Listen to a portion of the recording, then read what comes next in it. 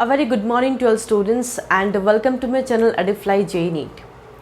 So like in previous class I have discussed about aves and today I am going to discuss about Mammalia, phylum Mammalia. That is the last part of the animal kingdom. Non-chordates is discussed, chordates I am discussing, and this is the last part, that is phylum Mammalia. Done? So let's begin today's section. See, the very important, you can say the unique characteristics of mammalians is that they can produce the milk to like they have mammary glands so that the young ones can get nourished from it. Done? So this is the very unique characteristics of mammalians, the presence of mammary glands. What they do? They'll produce milk through which the young ones get nourished from it. Done? This is the very most important characteristics you have to remember. Next is habit and habitat. From habit and habitat, where they stay and everything. They are terrestrial, that is land animals, and they are warm-blooded. Like aves, they are warm-blooded. Done? Viviparous, that is they give birth to the young ones. They are not oviparous. Oviparous are those that give eggs, and from that eggs the new ones hatched out, but they are viviparous, that is they give birth to the young ones.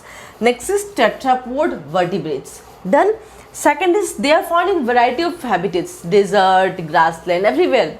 Mammals are found everywhere, polar ice caps, deserts, mountains, forest, everywhere the mammals are found, in dark caves even.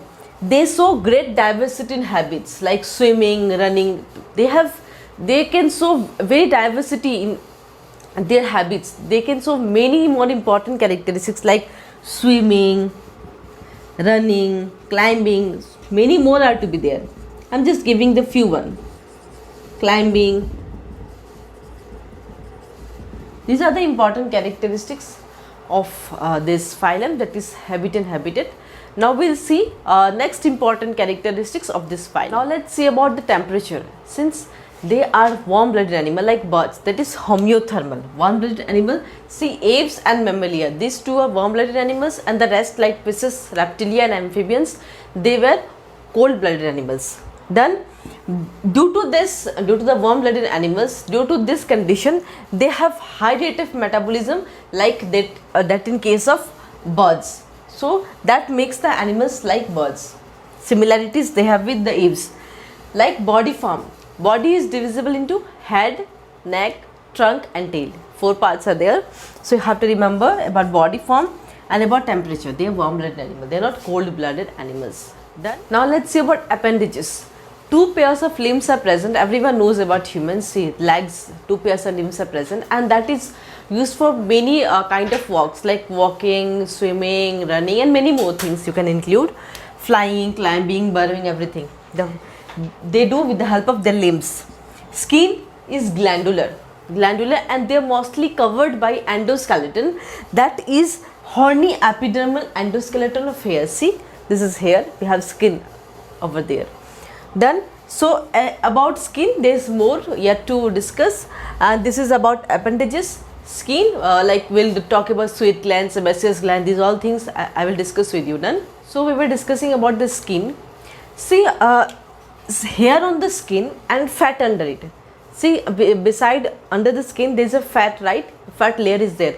Direct skeleton you won't get. So that fat layer, what it will do? It will conserve heat.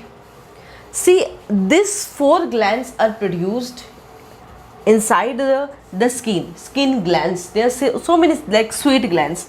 You can say it's sudoriferous glands, and this is produced by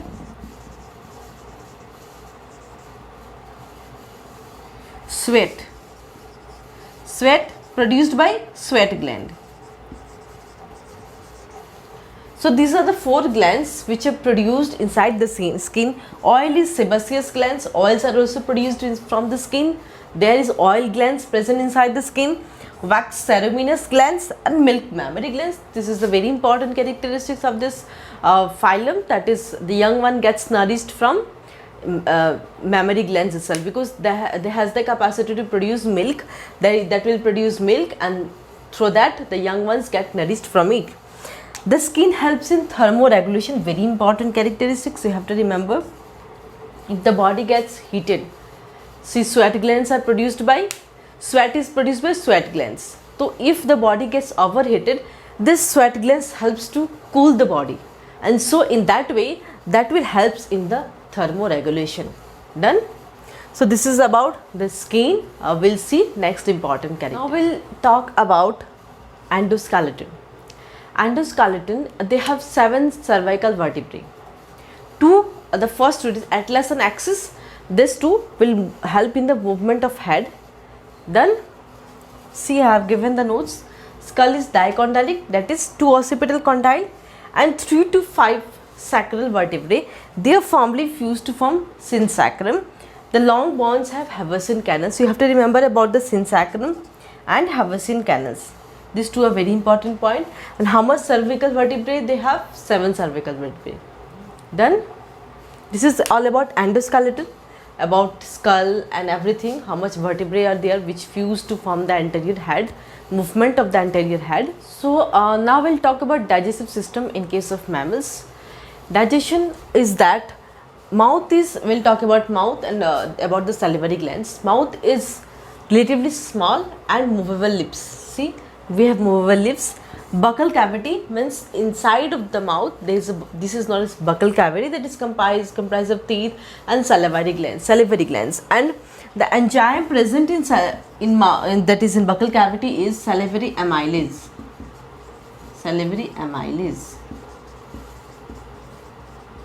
What does it do is it converts the starch into sugar. This salivary amylase, the function is it will convert the starch into sugar. Done. This is about the buccal cavity and about the salivary glands. Teeth occur in both the jaws, upper jaw and lower jaw. Teeth are embedded in the jaw pockets. This is known as jaw pockets. Next is dentition is diphyton. There is 2 sets of teeth develops in case of mammals. One is temporary and the other is permanent. Temporary is nothing but milk teeth. What you used to call small boy or girl, if the age is near about 7, after 7 or 8, the teeth used to fall, and then they will get the permanent teeth, that is permanent tooth. 2 types of teeth are developed in case of humans, and we have 4 sets of teeth, that is known as heterophyodont. Done. They are incisors. The front one is known as incisors. This side incisors for cutting the food.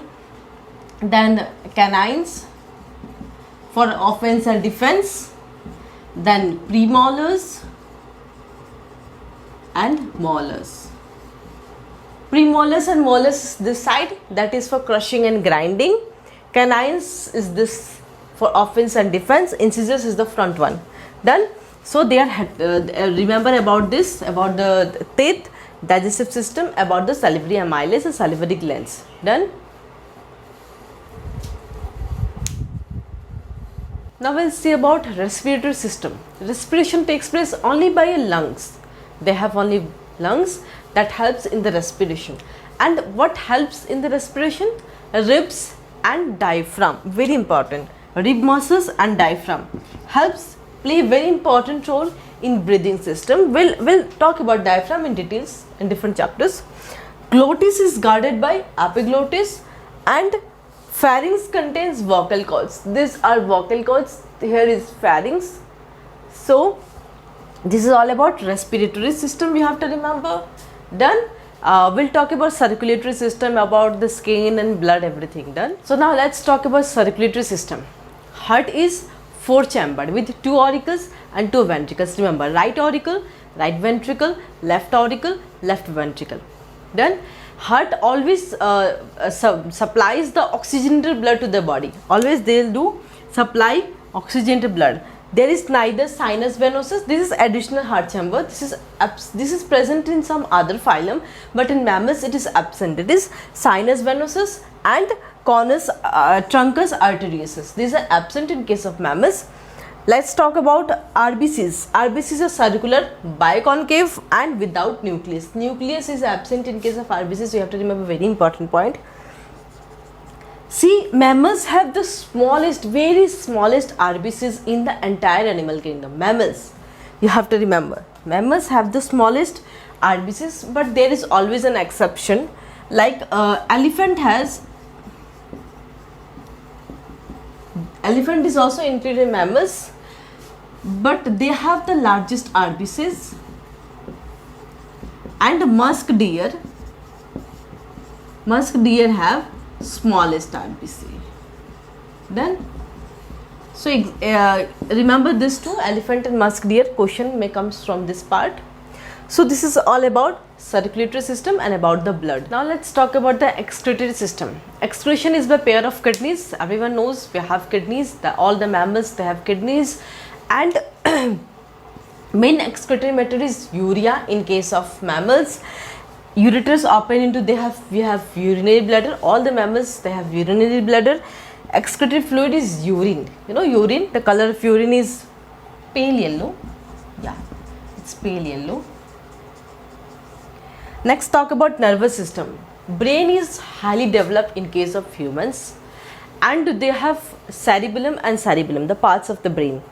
And what does corpus callosum do? Corpus callosum will connects the two halves of the brain, cerebellum. Done.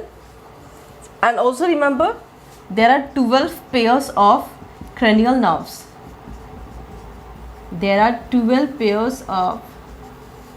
Remember this, there are 12 pairs of cranial nerves. About corpus callosum, this is very important. About cerebrum and cerebellum. Done. So we'll talk about sensory system now. So now let's discuss about sensory system. See, eyes, we have eyes that have movable eyelids. These are movable eyelids. Ear has three regions: internal, middle and external. This is the external one. This is external ear is pinna. This is known as pinna. Someone can move their pinna in the movement, the direction of sound. Then many mammals can move their pinna in the direction of sound. Middle ear has three bony ear ossicles, that is malleus, incus and steps. These are the parts of middle ear, that is malleus, incus and steps. Next is internal ear has organ of Corti. So we'll discuss in sensory system. In class 12 we have a chapter, we'll discuss about internal ear, details about that. Done. Now let's talk about reproductive system. Sexes are separate in case of mammals, that is dioecious. They have two parts, there is male reproductive system and female reproductive system. Male reproductive system, testes are present. Testes are extra abdominal, it is present outside. That is, they are located in a pouch-like structure, and that is known as scrotum, that is pouch-like structure. Also, male has a copulatory organ.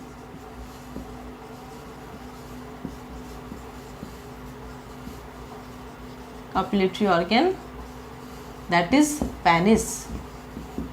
Then next, female reproductive system. Ovaries are paired, two ovaries are there, that is left ovary and right ovary. They are paired with abdominal structure, this is internal, this is inside. Next is female has clitoris, that is a reduced homologue of penis. They have clitoris, reduced size, reduced homologue of penis. Female, and also female shows menstrual cycle that they used to carry every month. Done. So this is about reproductive system, male and female reproductive system. We'll talk about fertilization and development now. So now let's talk about fertilization. Fertilization is always internal in case of mammals. Eggs are generally minute with little yolk, and they don't have any shell, no hard shell are formed because that is internal, na? So they don't have the shell. Majority of mammals are viviparous, that is they give birth to the young ones, they don't lay eggs, but there is always an exception. Next is development. Development takes place in the uterus of mother. Everyone knows the uterus. Embryo has amnion, allantois and chorion, these three yolk sac. Placenta is a temporary feto-maternal connection that is formed during pregnancy, that is placenta is formed at the time of pregnancy, and that is the connection between fetus and the mother, placenta. Then so this is about fertilization and development. Now we'll see about the classes of mammalia. In how much classes mammalia are? So mammalia are divided into three subclasses, that is Prototheria, Metatheria and Eutheria. That is, in Eutheria, humans belongs to Eutheria. Prototheria, Metatheria, Eutheria, and these are the orders of Eutheria. These all are orders of Eutheria. See, first is Rodentia. In Rodentia, rats are included. Rats, the order of rats is Rodentia. Next is Chiroptera. Example is flying fox. Flying fox belongs to the order Chiroptera. Artiodactyla is camel. Proboscidea is elephant. Cetacea is blue whale. Carnivora is all dog, cat, tiger, lion, everyone from carnivora. And Primata is the order from which monkey and humans are evolved. This is the order. This is very important, but Primata, remember about Eutheria. Done. So this was about like classes of Mammalia. Now we will see the differences between Prototheria, Metatheria and Eutheria. Done. Now we will see about like the difference between Protheria, Metatheria and Eutheria. See, Protheria is oviparous, that is they lay eggs. They don't give the birth to the young ones. From the eggs itself, the young ones come out.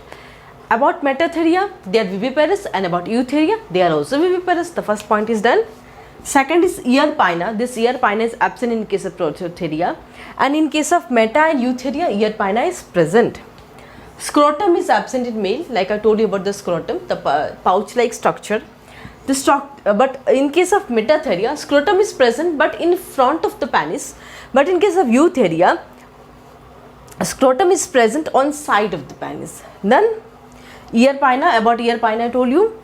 Next is nipples are absent, that is nipples is present in mammary glands in the front of the upper side. Nipples is absent in case of Prototheria. In Metatheria, Eutheria, nipples are present. Vagina is also absent in case of Prototheria. Vagina and uterus is absent, but in case of Metatheria and Eutheria, vagina and uterus are present. Example you remember, Prototheria का क्या है? Ornithorhynchus, that is duck-billed platypus, and Metatheria क्या? Kangaroo. And Eutheria क्या है? हम humans Eutheria में आते हैं ना. So this was all about mammals. Everything I have discussed, all the important points I have discussed about the mammals, phylum Mammalia is completed. That is the entire animal kingdom I have completed. Known chordates and chordates, everything is completed. If you have any doubts, just comment me in the comment section, or you can just WhatsApp me, or even call WhatsApp me, or you can mail me even. I'll reply each and every questions. And just revise my notes, non-chordates and chordates, everything I've finished. What we'll do next is I'll discuss the most probable questions that used to come in the NEET exam from entire animal kingdom, that is from both non-chordates and chordates. Both I'll take from both the session, and I'll discuss the questions with you, which level of question used to come in the exam, so that whatever you are preparing for your NEET 2020, that will help you. Done. So with this I'll conclude my class today. So we'll meet in next class hopefully. Just revise my notes and be positive. So thank you so much.